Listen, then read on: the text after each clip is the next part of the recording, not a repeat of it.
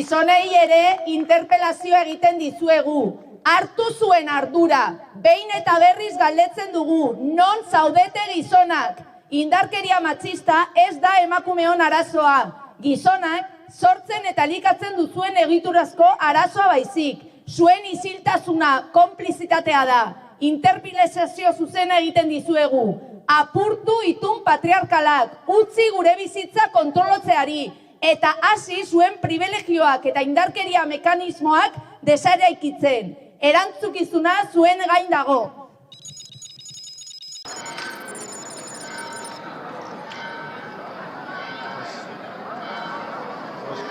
Amorruz eta minez salatzen dugu gure lurraldean, aurten izandako lehen erailketa matxista. Sarrigurenen, Tatiana eraildu bere bikotekideak armatzuri batez, eta haren ama ere larri zauritu du erasotzaileak.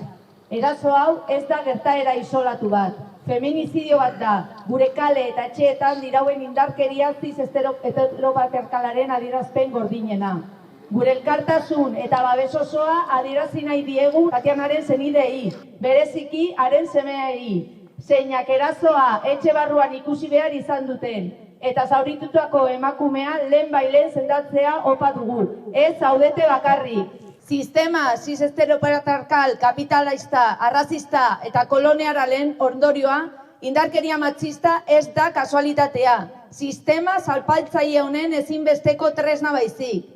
Kapitalismoak, kolonialismoak eta patriarkatuak gure gorputzak eta bizitzak kontrolatu nahi dituzte, eta kontrol hori mantentzeko bortizkeriari gordinena erabiltzen dute emakume identitate zein gorputz disidenteon aurka.